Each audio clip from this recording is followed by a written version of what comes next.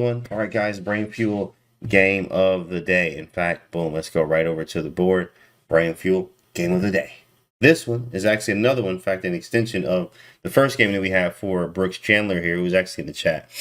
Played in the K-12 Nationals and had that Kings Indian attack game. For you guys that remember that where it kind of went wrong there. Then had a later game, another one, actually he had another chance to be able to play it here in the tournament, and the standings or actually ratings are white. Brooks Chandler here is 1392, and black, his opponent, was actually 1651. So this is K-12 Nationals. Here's what happens. Let's see what happens. All right, E4, right, C5, knight f3, D6, and then D3, going right back into King's Indian attack. So, of course, this is what he's playing. Knight C6, knight B to D2. You can use this setup against anything. Most likely E5 is not the ideal setup for the King's Indian attack. It's good to know that. You don't want to really play the King's Indian attack against the E5 setup. You can, just not the most recommended. But against Sicilian, Caro-Kann, and French, you can actually play the King's Indian attack. So after G3, literally moves for white are going to be automatic. Castle here, rook E1, right? We usually want to play E5, but the pawn's on D6, so we're fine here. Also, the attack that we usually want, H4, knight F1, knight H2, H5 with bishop F4 and stuff like that. This usually doesn't happen because this is not the usual King's Indian attack that you're used to getting. After rook E1, E5 happened from black here. And we have sort of like a King's Indian defense in reverse. That's exactly what the King's Indian attack is, actually.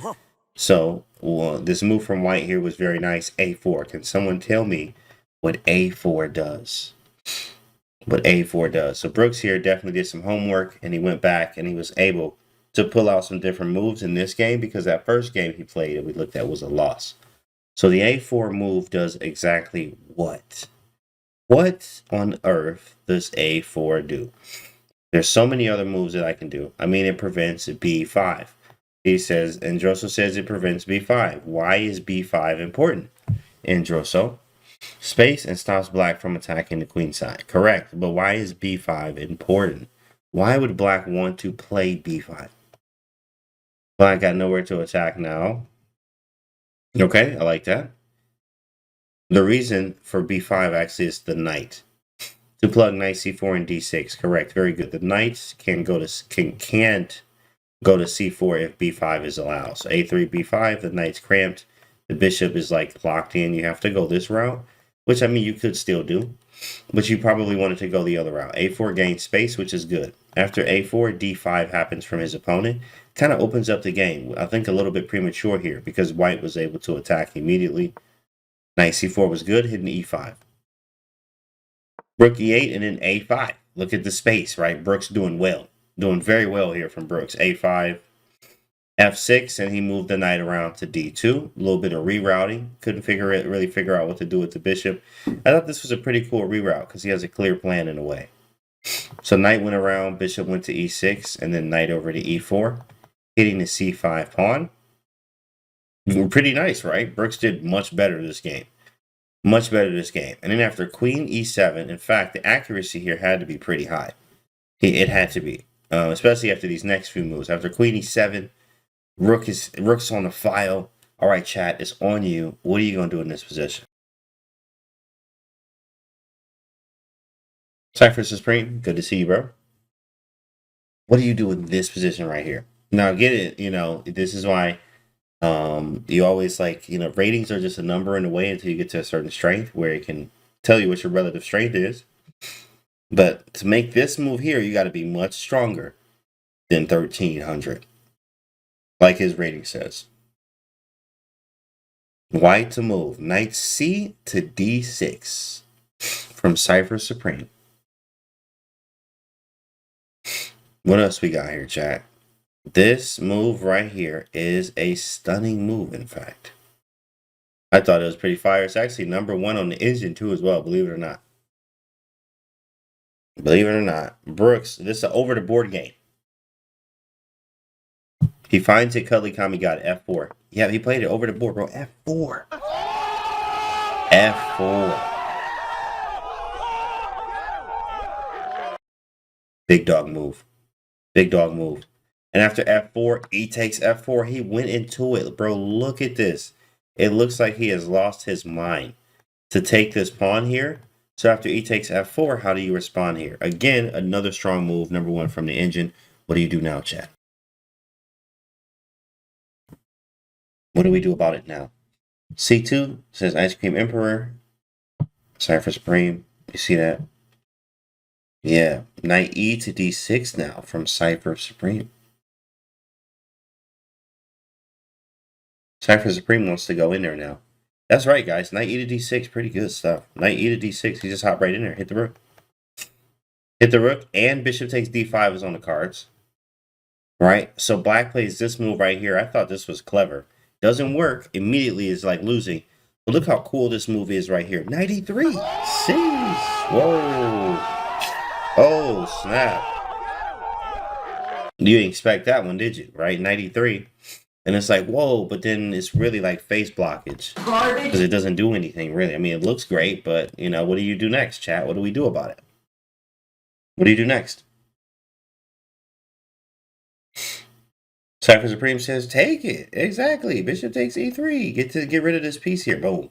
Bishop takes, f takes e3, and then knight takes e8. Now he cashes in and takes that rook. Rook takes, we take on e3, and now you got to stop and think right here. White is like 1,300 or something.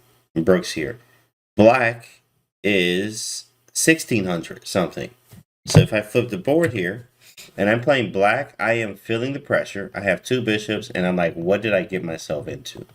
What did I get myself into? Instead of f takes e3, bishop takes c4 would have been better. Instead of, wow, bishop takes c4 right here.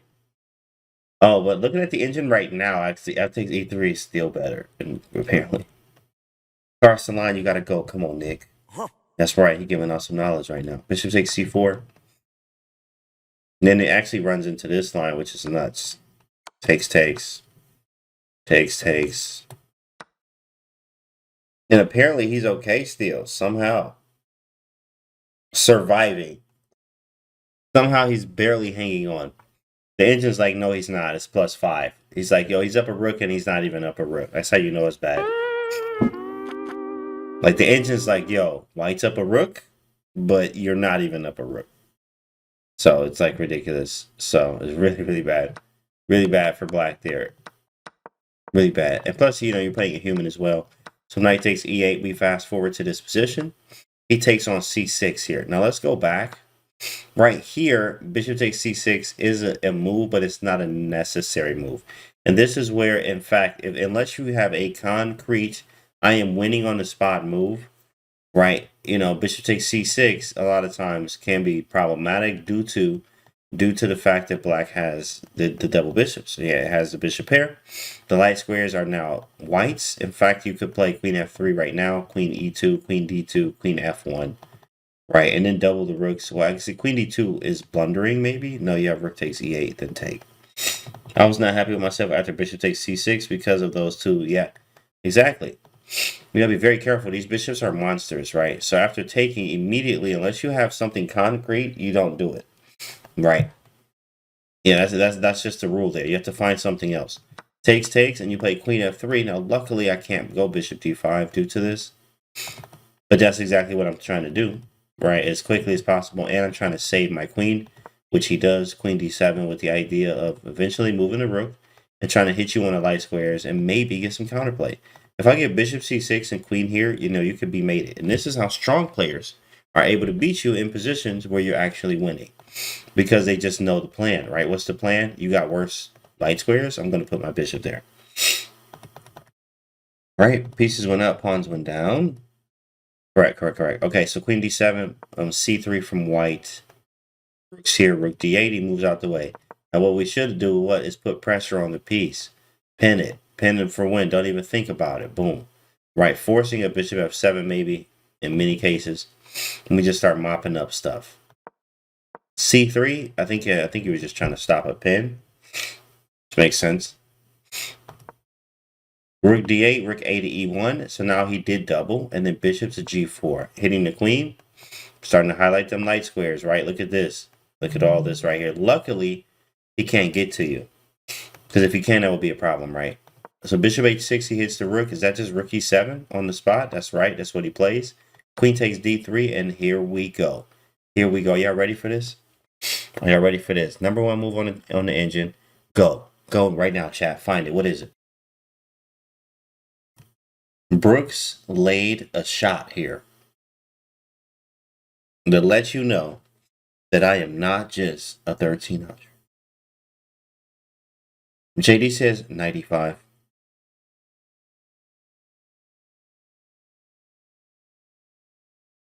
Knight e5 from JD. Rook e8 from Androso. Okay, we got 95. We got rook e8 check. What else we got, chat? Queen takes f6. Okay, and knight to e5. Okay. All right. Queen takes f6 is not terrible. You do have rook f8, weirdly enough, and I have no checks here. But actually, what Brooks played here was, in fact, guys, believe it or not, after queen takes d3. Sorry, we're going back. Where were we? Okay, after queen takes d3, he played it right here. 95. Working. Working. Great stuff there. Yeah, he found it. He found 95. That's a nasty move here. Hitting the queen, forking knight g4. I mean, look at this. That's nasty. King Levine, what's up, bro? What's going on, Levine? King Levine in the chat. Lamel in the chat. After pawn takes, you have queen f7. This is the intention. And then checkmate. Very nice here from Brooks. Brooks been working on his tactics. So after 95 here, queen f5, he takes the bishop, right? And this is the position we have on the board, right? Brick follows up with queen takes now, and then brick f8. Now it's time to trade because you really don't want to move the queen. Not really the best. I mean, you have a check, obviously, too. But after rook e8, bishop g7, the trades go down, and he traded right here.